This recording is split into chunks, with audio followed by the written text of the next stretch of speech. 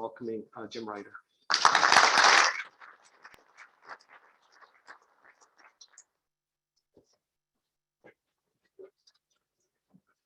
Do I control the charts or do I just ask? Oh, just ask for them. Perfect. That sounds good. You keep me away from buttons. Thank you so much for Jason for the introduction. I can tell you, I want to tell you how excited I am to be here. It's been a while since we've been able to do things in person. In fact, I think Jason alluded to it. We started the Lunar Surface Innovation Consortium. The kickoff anyways, was February 28th, 2020. Right after that, the world changed.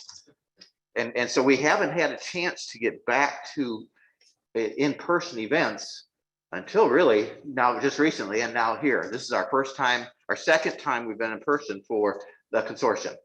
And I want to tell you how grateful we are and thank Dr. Bro and your entire team for all the work that you've done in getting us to this point. I can say, our goal is to have a consortium twice a year. In the spring, we'll generally be at Johns Hopkins. Nothing's set in stone, but we'll generally have we'll be at Johns Hopkins Place, APLs.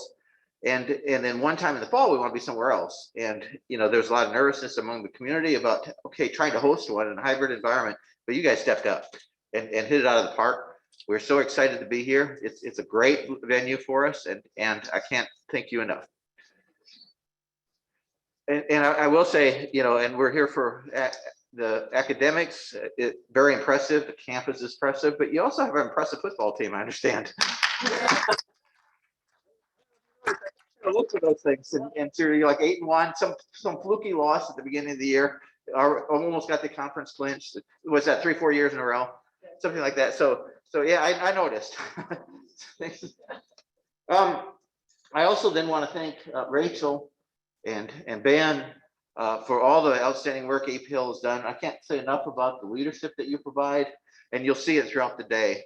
We're really excited about the things that we can accomplish together as a team as part of this consortium, and their leadership and their system integration is paving the way. And I know I'll miss people, but I got to tell you, our folks are the number one. Nikki Werkheiser is our program director for technology maturation, and she is our lead for the Lunar Surface Innovation Initiative, including the consortium. And she does just an incredible job, except that I got a feeling that Carol Gallica really does all the work. And I think Carol's online and stuff. Anyways, I also kind of say, we've got a great audience here, and it's growing as we go. I think the stats I got yesterday was there's 522 planned attendees, 414 of them are Zoomies, and 180 of them are roomies. A roomie is somebody here in the room. A Zoomie, you can picture that's the virtual. So we've got 200 unique organizations that are part of participating in this across 36 states, 22 countries. We have over 100 people from NASA representatives attending either as a Zoomie or a roomie, and so we've got a lot of people that really wants to hear what's going on here and stuff, and it can really. I think it's a testament to how important these consortiums are, these meetings are, and having the entire community broadly working together on this. And I will say, we absolutely are committed to a diversity of thought. And you get that by being diverse in your inputs. You look for it everywhere. And it's a diversity of culture, it's a diversity of experience, it's a diversity of racial background. It really is that's all together. We need it, especially when you're doing something that you're trying to be creative. The best way to get creative is to get diverse ideas and give people the opportunity to go investigate them. And we really want to do that here. And with that becomes equity, inclusion, and accessibility, outcomes that we want to achieve. And as a community, then we will grow. And it's kind of evidence of that. We have registered 8 other government agencies supporting this today, 6 nonprofits, 4 minority serving institutes, including right here, and 22 foreign entities. And thank you, Angela, for your support and participation here. Your county is doing great. And so with that, I'll turn it over. What I thought I would do is kind of give a background to people of what we do in space tech, and how then it relates to the consortium today. And maybe along the way, there's some things I want to talk about, of like upcoming events or activities we have that might be of interest to you. So next chart, Rachel. Oh, not you. Oh, okay. Let's see. So first of all, our responsibility for space technology goes from what we call low technology readiness level, laboratory concepts that you're just kind of testing out the concept and stuff, to a mid TRL or technology readiness level, which are kind of developing things in the lab, and then ultimately to fly things. And I like to say that our strength of our organization is the breadth, because we've approached all that in 10 programs that are listed here. And I won't go into them all at once, but the idea is, and then there's things like lunar surface, which really spans the entire activity. It's an initiative for us. It's not where the programs run, but we utilize the entire breadth of our activities in order to really drive the innovation initiative as we're going forward. And we'll talk about some of those as we're going along. But the early stage includes research grants. I'll talk about those. Center type stuff. Our NIAC program, which basically is you just have a bright idea and don't violate the laws of physics and have it in a mission thing. And we run the SBIR program for the agency, and we run technology transfer for the agency. But then beyond that, you'll be hearing more and more as we're going through it. And next chart. So just one chart, and then I'll get into some of the more particulars, but that kind of talks about organization. We utilize a strategic technology framework in order to help drive our investment decisions. And with that, we have 4 themes or thrusts that we kind of work, that we kind of pursue, and they're in color across the top. Rapid, safe, and efficient space transportation, expanded access to diverse surface destinations, sustainable living and working farther from Earth, and just transformative missions and discoveries. And then what we do is we kind of, for those themes or thrusts, we kind of look at what are the outcomes that we're trying to achieve, 15 or so that we've defined, and then what are the capabilities that we need to develop for that. And what you see is in those circles and in the lines across the moon are those capabilities that we're trying to develop. And then that highlighted part, the Lunar Surface Innovation Initiative, is where that fits in. And so there's, for us, it's not all Earth, Moon, Mars, but a very large part of what we do looks at how can we take advantage and utilize the moon, not only for benefit there to us as a country and to the world, but also then how does that help us feed forward to Mars? And I'll say too, so you can see, and we'll be getting into as the briefings go on, I know that we'll get into a lot more of the particulars about some of these things. And what I would say is this is I think the focus for this, especially when you look at tomorrow's agenda, is on autonomy and robotics. And really, when you look at the chart, first of all, you can see it there in blue at the bottom, advanced robotics and autonomy. And what I should say is those are things that feed forward to Mars, is the way the chart is created. But that capability is actually not just one little isolated thing. It pervades the entire organization of the things we're trying to do. You look at it, in situ resource utilization, have survival in extreme environments, satellite servicing for that matter, small spacecraft and stuff. Everywhere we have something, it's a core fundamental technology that we really need to understand, and we're looking forward to kind of a great day tomorrow. Next chart, please. And then one chart on the Lunar Surface Innovation Initiative. As we talked about, we've grown since February 28th of 2020 to now of having 400 organizations supporting this activity across 48 states and Puerto Rico, to advancing the technologies we need for the lunar surface and stimulate economic development in the process. Johns Hopkins does an awesome job as the integrator. And you can see there, the mapping of participation is really a nice blend of industry, academia, other government agencies, and ourselves. Next chart.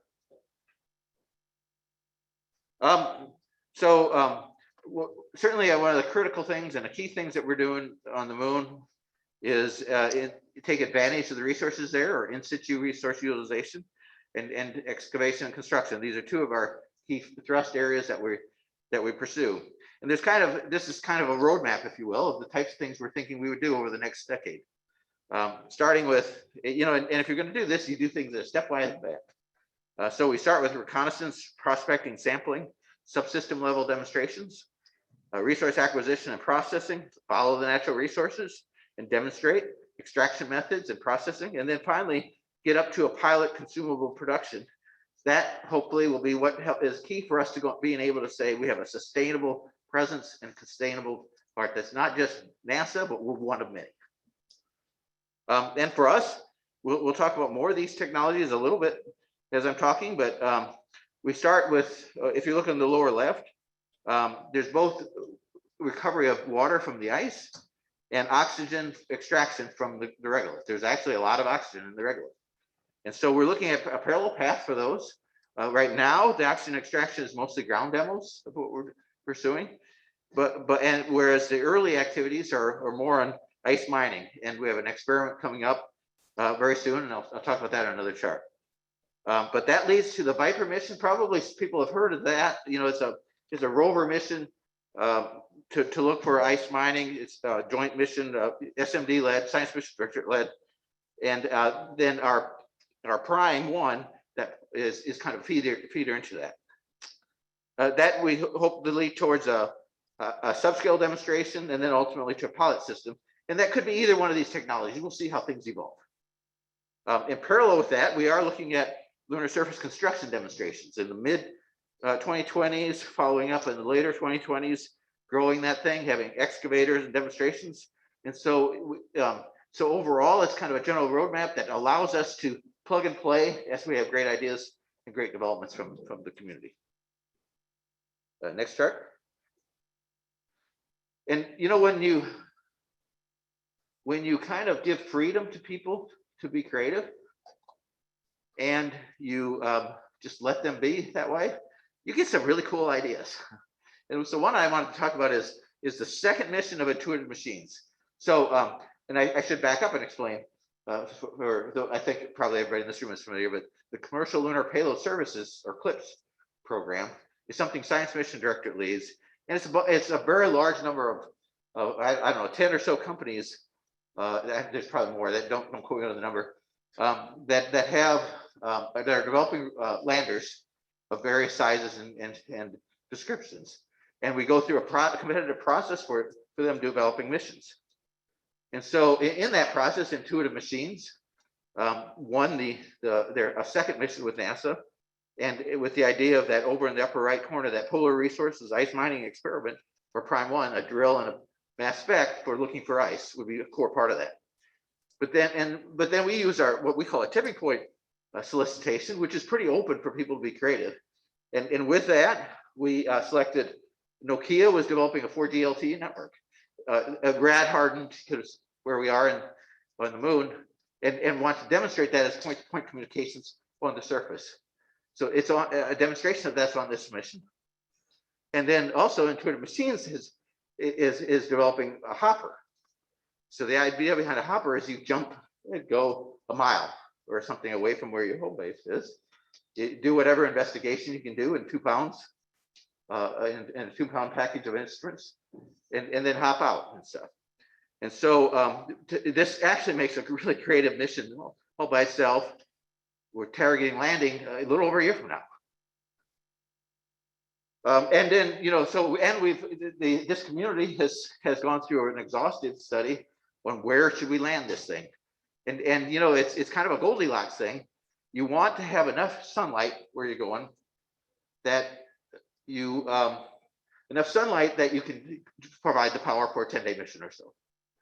You don't want too much sunlight, because that gets it too warm, and you won't have the probability of having volatiles like water in the subsurface within 3 feet, which is how far our drill goes, it gets unlikely. You want to have a good sight to Earth, so for communications, and you want to have interesting things around, because we got a hopper. So it turned out that Shackleton Connecting Ridge is where we're going, and it meets all those criteria, and has a nice small crater nearby that we can hop into and hop out. So this mission is going to be cool. Next chart. A key part of that is the Prime 1, the drill that we've been talking about. It's the first ISRU demonstration on the moon. It'll sample and analyze subsurface ice. 2 high technology ready level instruments. These things are ready to go. Otherwise, we wouldn't make a year from now.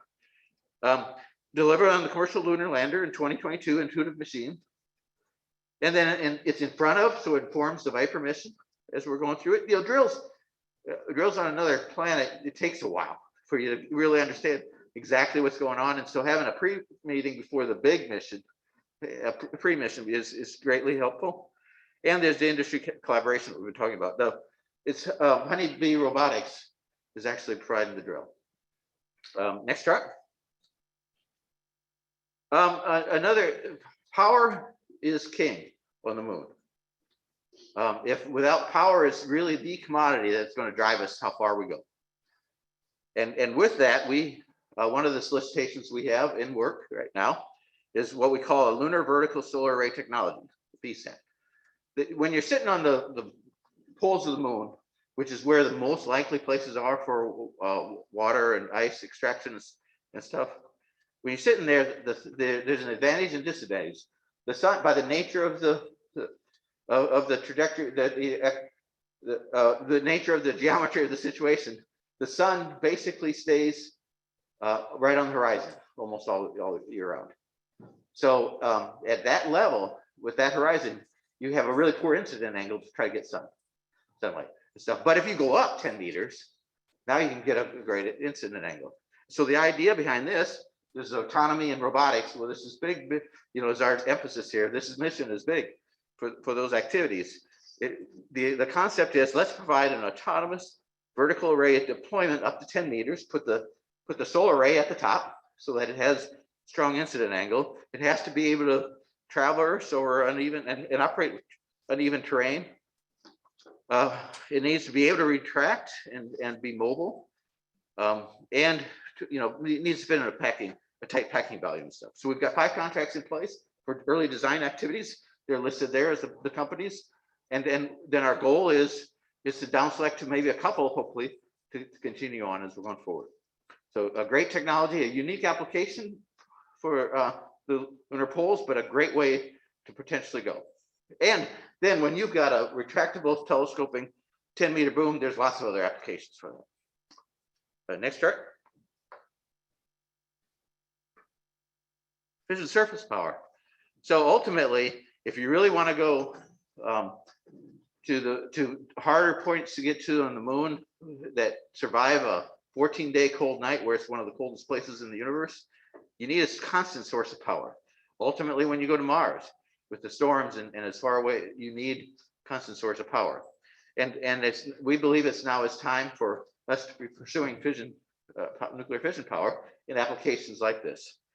In fact, what we've been doing a lot of studies, and our strategy now, as we're going forward, is to have a 2-phase acquisition strategy for industry solutions to this. We've been working with DOD, with the Department of Energy. Multiple Department of Energy is an integral part of our team, and actually running the solicitation for us. And so for us, there's a phase 1 that we intend to pursue here, 3 12-month efforts for preliminary design, followed by a phase 2 of the system design, build, test, and delivery. We've been toying with the requirements.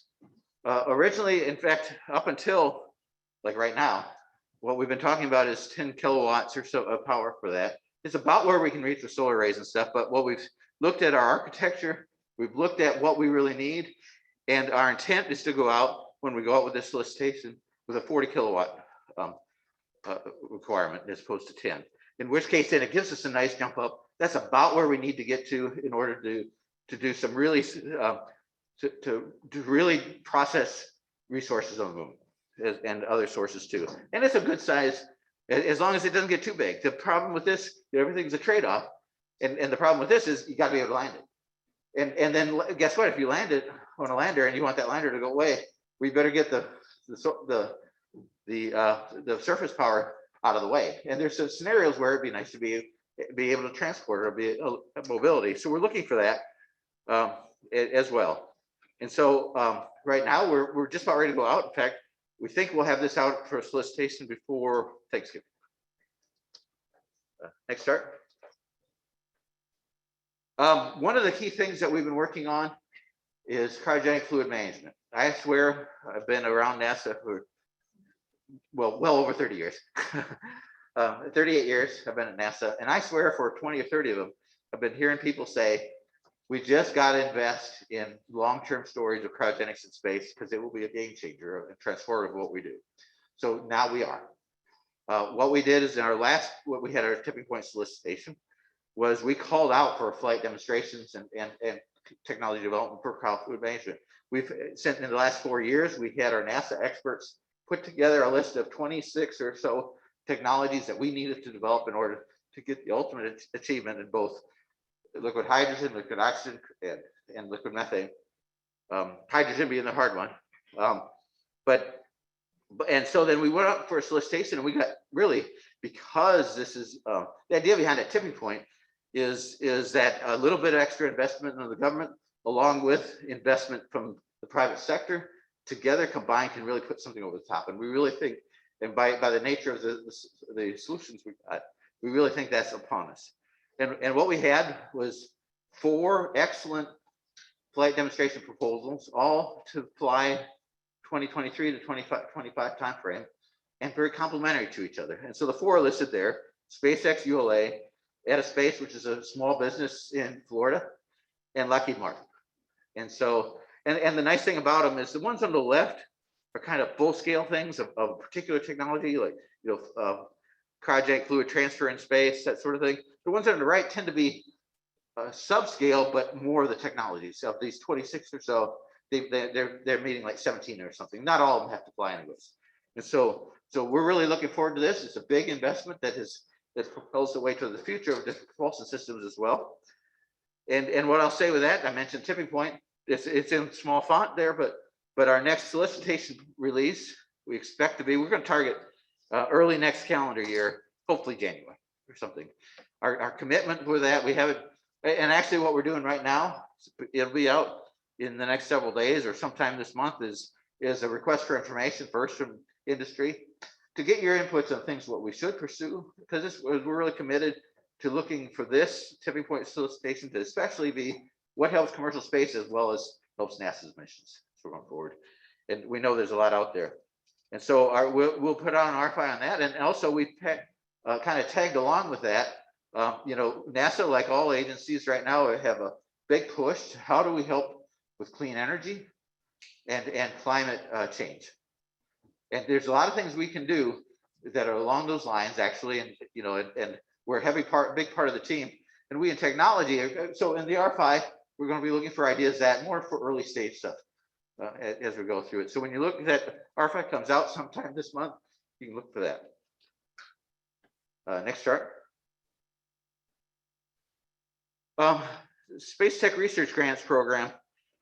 We are very proud of our interactions with the universities, and it's a vibrant and essential part of our portfolio. We now have 5 different solicitations. Not everyone's every year, but in this past year we did all 5.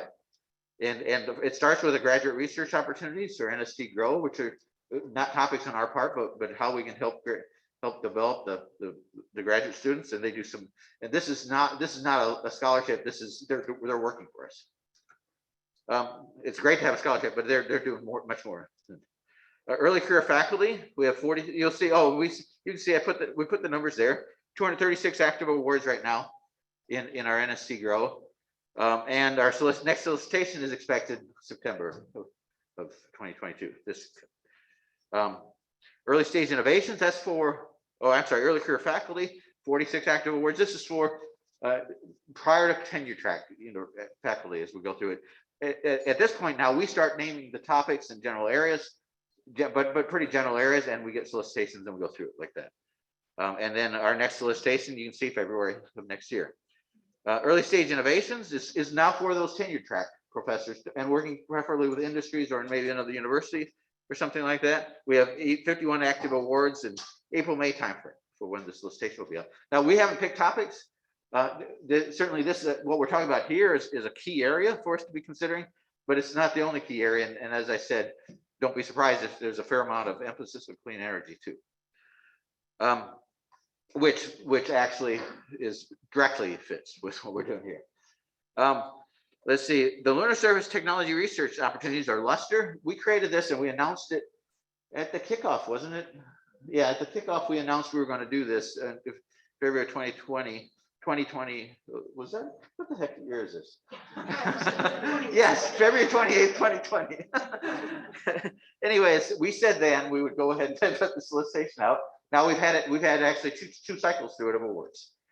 Or one cycle of awards and now the other one's out. Is that where we are right now?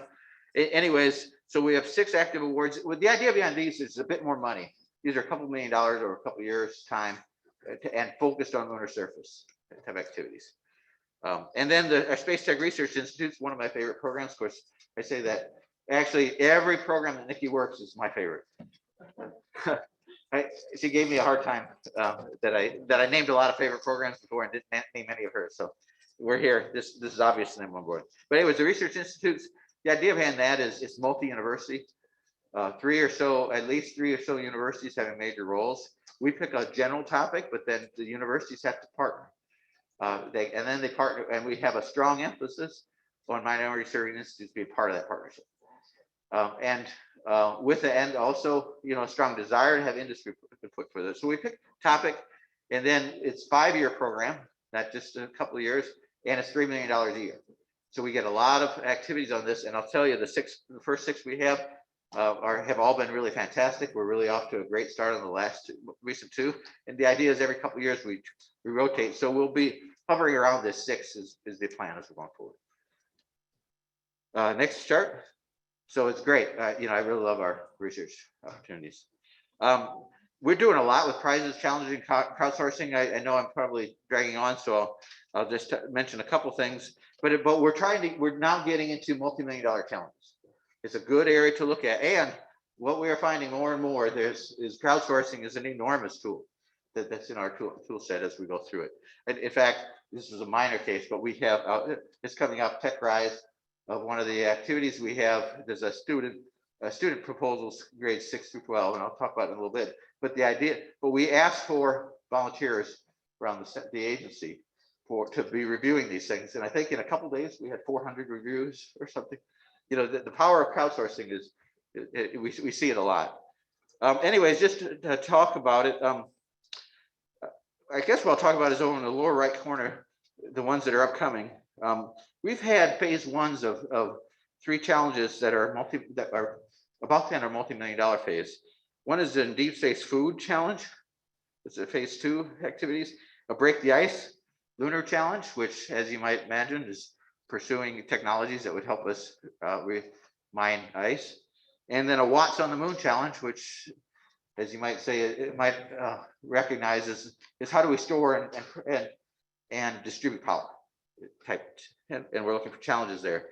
The Deep Space Food Challenge is really cool. We just recently, recently completed as well. Let's see if it's a challenge that we did in coordination in concert with the Canadian Space Agency. We contributed for the first round something like $450,000 that we gave out to 18 winners. Canadians are about to also contribute money for proposals there, and theirs are still to be announced. And then on top of that, there's an international. This was actually a big thing for internationals, and we acknowledged 10 of those. So we've announced that, but on 1 week from today, on November 9th, it'll be on NASA Web TV or something like that. Have an event, and at the event, Martha Stewart's going to be helping introduce the winners. The astronaut Scott Kelly will be with her. The Canadian astronaut Chris Hadfield will be there, and another celebrity chef. What's her name? I told myself to write it down. But anyways, another celebrity chef that's very well known. At some point, it may come to me, and I'll just stand up. Anyways, then another one on the smaller side. We have these little rovers. We have the hopper and stuff. So what do you do in a 2-pound package? And how can you create it? And so then what we had the Honey, I Shrunk the Payloads competition to get, and we had such good ideas. We added the Honey, I Shrunk the Payload, the sequel, to develop these things a little further. So this is a great tool for us. It reaches an audience we didn't reach before. and hopefully you can see it's also a way to kind of engage. Next chart. SBIR.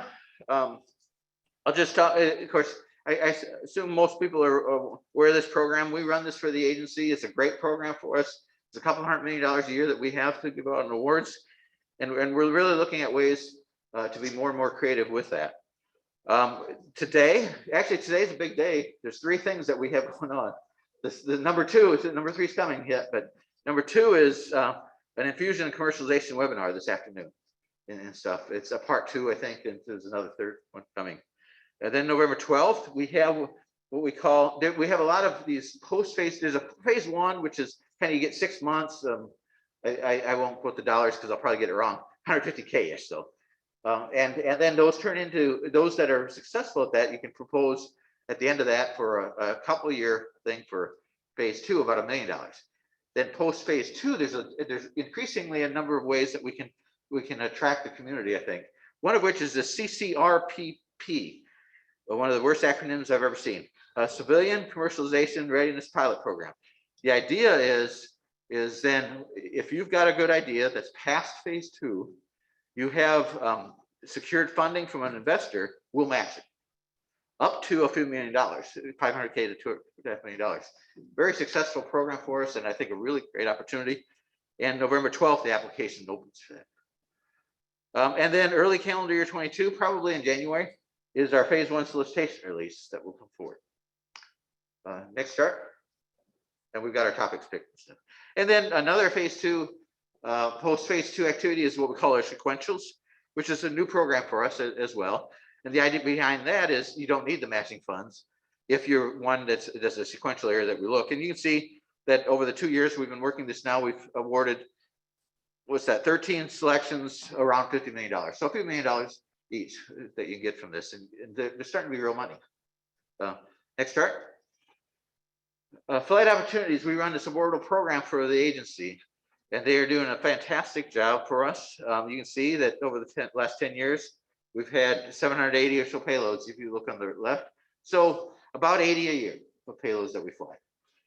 There you can see on 21, there's the provider and the flights and payload tests and stuff. But so it's kind of a typical year, 84 payload tests for 32 flights. But a large number of potential providers as we go through this. And I will say, these guys get creative too. And so we have now an agreement or a contract with Blue Origin. They, with their capsule, I'm sure you've all seen that. If they use their attitude control thrusters to spin it, they can simulate lunar gravity, Mars gravity, and so on. And we've got a test case with them coming up. The next chart. And so we've tried to we have a couple initiatives on flight opportunities. First was what we're trying to, it's a prize challenge thing in concert with our flight opportunities and our NASA Tournament Lab folks. The idea is it was an autonomous observation challenge. We're just seeking precision pointing systems for small spacecraft, and you come up with the idea of how you want to use that. Basically, we've awarded 3 prizes to the first round, and they received 200K or so. And then the idea is if they're proceeding along now with their payload development, they could earn another 200K potentially, and then finally another 100K. And in the process, we'd work the light flight for them. But and the whole idea is how fast can we do this? Small spacecraft, you need fast turnaround. The government is not known for that. But our goal is that once we made one of these awards, 8 months later, they're flying. And we'll see how they're able to. And then finally for this chart, the NASA Tech Rise Student Challenge, I alluded to that a little bit earlier. The idea behind this is how do we reach grades 6 to 12? And with a challenge that's hands-on. And so we're learning this as we're going.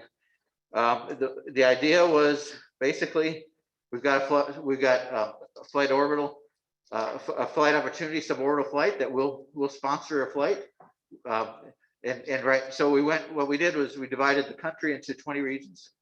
That we've got 57 awards to make, 57 flights that we'd have as schools around the nation and territories, depending on how well they grade. And so, in fact, the proposal is due today. Today, this 11:59 p.m. Pacific time today is the last time is when these submittals submittals have been there. And I have to say, and so at that point, whoever we pick, we give them $1,500. We give them kind of a toolkit of things, because 8 by 8 inch by 4 inch by 4 inch is the package size we want them to fit in. And then we sponsor the ride.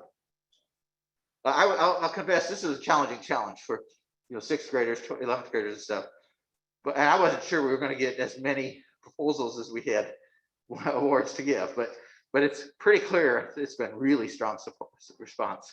So we'll see what the numbers come in, but it's been really positive.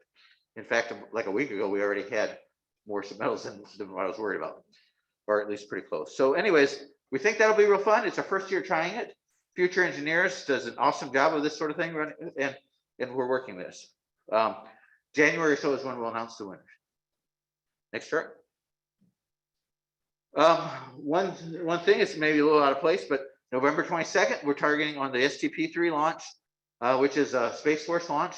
We have a ride along on it, but that's called our Laser Communications Relay Demonstration. And it's a demonstration of laser communications between Earth and geo orbit as going through it. And we're looking forward to that. November 22nd is the target, and we'll see how closely we hopefully get to that. Next chart. And then finally, you may have noticed in the back, if not, I encourage you to go look. We actually, another thing that we try to do for our STEM engagement is we wrote a graphic novel, or comic book, if you will. It's online, it's free, you can download the PDF. There's a audiobook version online. There is multimedia, the interactions, stuff like that. And it tells the story. The title of it is First Woman, NASA's Promise for Humanity. It tells the story of Callie Rodriguez, who is the first woman of Asian and Hispanic descent. And she's on the moon, but there's reflection back to her life and the challenges she went to get there. And it's a great story. We're hoping to have more than one edition. We're looking at that now. We're about to come out with a Spanish version of it. And so encourage you to look at it and pick one up as we go forward, or look online at nasa.gov/specials/Cali first. And with that, I'll pause. All right, thank you. And folks hear me? Okay, to this speaker. Excellent. So we're a little bit behind, but I would like to take a couple of questions, and I would like to let everyone know who's putting questions either in the room or online, that we will post these and get answers for you. So if you don't have time to get to the question, I promise we will follow up with that. So let me start with the first one. Will CLIPS be used to fly and test multiple different approaches to technical challenges at the same time? For example, different modes of O2 production. It certainly can. It really depends on the mission itself and the scenarios. When you look at that Intuitive Machines mission that we talked about, it's multiple. It's doing that by very definition. The other thing you'll see is we have a lot of technologies that work to help precision landing, and you'll see several of the CLIPS providers incorporating that technology into their vehicle. So you're basically demonstrating the technology while doing a mission as well. So yes. Okay, there's another question. Actually, there's two questions about the tipping point calls, and I'll wrap them together. What is the status of the next tipping point call, which you thought I heard you mention, and what total budget do you expect to be allocated to that round? Let's see, the status, yeah, we did try to talk about that. We have an RFI coming out here fairly shortly to help guide us and help get some suggestions to us on topics, but our whole goal is early next calendar year. Now, the second question is a little harder because we have more ideas than we have budget, and so we still have to see things play out. What I would say is, we've typically when we've done this for 5-6 years, we've had some where we had some $2 million awards, some $10 million awards, maybe $50 million total. This last one, we actually had $370 million that we put into it. That was largely driven by the cryo fluid management, but we also had 10 awards that were directly related to the lunar surface. I think it'll be more than that. First of all, we'll probably let good ideas help govern, but because we can play the game of multi-year. And one of the things about when you put something out in January or so, you don't actually need that much money of this year money. We need a lot of money in FY23. So it gives us a little bit of flexibility as we're going forward. But I think it'll be between then. It's not likely to be nearly as big as last time. But hopefully it'll be more than that. So we just, the bottom line is we really want to see where our appropriations are. We've got a strong hint now, but we want to see where that goes, and we're hoping to have that happen before we go out. And actually, along those lines, there was a question saying, what is the budget outlook for STMD in the next few years? And do you have the support you need to address the technology gap? We can always use more. You know, one of the things that's hard for one of the things that challenge, well, first of all, I should say, both on the administration side and in the congressional side, I think we get great support. We're very pleased with the interest they show with us, and the strength. And if you even read the feedback from the reports that Congress did release for their budget, the Senate release, they highlighted for us how the many technologies are really interested in this stuff. So we have strong support. The problem they have is there's so many things you can do. And when you're a smaller mission directorate, when you've got the challenges that human spaceflight has right now, it's just hard for them to balance the budget. So they're very supportive, but also it's also a challenge for us as we go forward. And so we could always use more, but we're very happy with what we have. Okay. Can